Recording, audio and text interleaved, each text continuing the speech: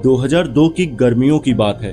दिल्ली की तपती गर्मी से राहत पाने के लिए 17 साल की तान्या और उसका 14 साल का भाई रोनित अपनी मां के साथ उत्तराखंड के एक छोटे से पहाड़ी गांव पाथरगढ़ जा रहे थे। ये गांव उनके पापा के बचपन का गांव था, जहां अब सिर्फ उनकी बुआ रहती थी। बुआ सैयारा। बुआ के बारे में ज्यादा बातें घर में कभी नहीं होती थी। मम्मी सिर्फ इतना कहती थी कि वो थोड़ी अलग है, अकेली रहती है, पर अपना ख्याल खुद रख लेती है। तान्या और रोहित कभी नहीं मिले थे अपनी बुआ से, लेकिन इस बार मम्मी ने अचानक ट्रिप का प्लान किया। पापा साथ नहीं जा पाए, शायद नहीं जाना चाहते थे। गांव में दाखिल होते ही मौसम ठंडा हो गया, लेकिन हवा में कुछ अजीब सा था, जैसे कोई छुपा हुआ देख रहा हो। रास्ते सुनसान थे, सड़क के किनारे सूखे पेड़ और एक पुराना बोर्ड जिस पर पाथरगढ़ 2 किलोमीटर लिखा था, पर उसका आधा हिस्सा जला हुआ था। घर एकदम अजीब था, पुराना लकड़ी का बंगला, बाहर उगी बेलों से ढका हुआ, खिड़कियां बंद थी, लेकिन अंदर से कोई देख रहा हो ऐसा एहसास बार बार हो रहा था। दरवाजा खुद ब खुद खुला। सामने एक दुबली पतली औरत खड़ी थी, बुआ सैयारा। चेहरा सफेद, आंखें गहरी और आवाज एकदम धीरे। आ गए तुम लोग, बहुत देर कर दी।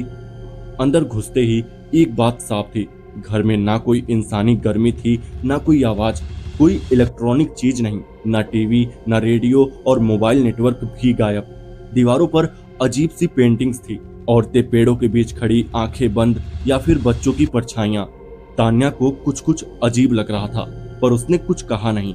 रात के खाने में बुआ ने अजीब सा गाढ़ा सूप और मोटा चावल दिया। खुद नहीं खाई, बस देखती रही, ज्यादा प्लेट की तरफ और कम चेहरों की तरफ। खाने के बाद बुआ ने मम्मी से कहा, उन्हें बताना मत अभी, जब वक्त आएगा वो खुद समझ जाएंगे। मम्मी चौंक गई, पर कुछ बोली नहीं। अगली सुबह तान्या स्केचिंग कर रही थी। उसने सामने जंगल में एक बच्ची को देखा, सफेद फ्रॉक में एकदम सीधी खड़ी। उसने जब हाथ हिलाया तो बच्ची पेड़ के पीछे गायब हो गई। वो डर गई, लेकिन मम्मी ने कहा कि गांव में बच्चे ऐसे ही खेलते हैं। शाम को रोनित को ऐसा लगा जैसे कोई उसे नाम से पुकार रहा हो, रोनित इधर आओ, लेकिन आसपास कोई नहीं था। रात में उसकी नींद खुली तो उसने देखा कि बुआ छत पर जा रही थी और उनके पीछे वही सफेद फ्रॉक वाली बच्ची।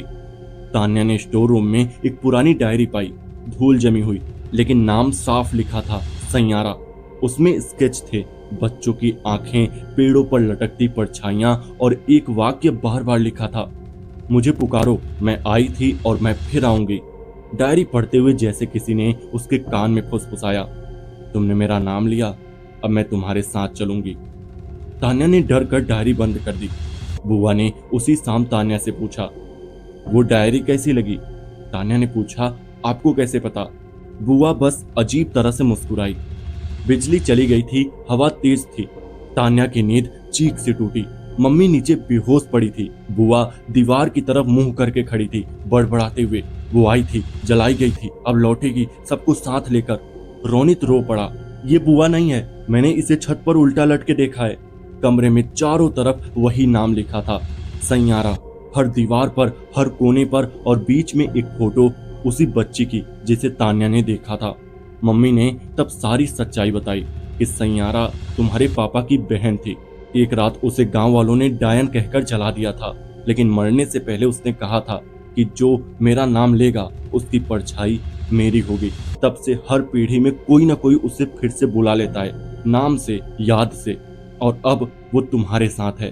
बुआ अब पूरी तरह बदल चुकी थी, आवाज भारी, आंखें सफेद और चेहरा एकदम अजनबी। अब मैं तुम हो जाऊंगी। बुआ दीवार से सीधा चलकर सामने आई, जैसे जमीन पर कदम ही ना हो। मम्मी ने कहा, नाम को जलाओ, याद को खत्म करो। तान्या ने डायरी जलाई और साथ ही बुआ की आंखों में देखा। अब तेरा नाम हमसे कोई नहीं बोलेगा। धमाके की तरह एक चीख गूंजी, बुआ गिर पड़ी, बेहोश। बुआ अब होश में थी, लेकिन उन्हें कुछ याद नहीं था। चेहरा फिर से इंसानी लग रहा था। घर अब थोड़ा नॉर्मल लगा। मम्मी, तान्या और रोनित गांव से रवाना हो गए। सब कुछ ठीक लग रहा था, पर पीछे कुछ बाकी था। जैसे ही गाड़ी ने गांव छोड़ा, तान्या ने पीछे मुड़कर देखा तो एक बच्ची सफेद फ्रॉक में दूर खड़ी मुस्कुरा रही थी। तो दोस्तों, कैसी रही ये कहानी हमें कमेंट करके जरूर बताइएगा। और हाँ, चैनल पर नए हैं तो चैनल को सब्सक्राइब भी कर लेना। तो चलिए मिलते हैं ऐसी किसी और कहानी में, तब तक के लिए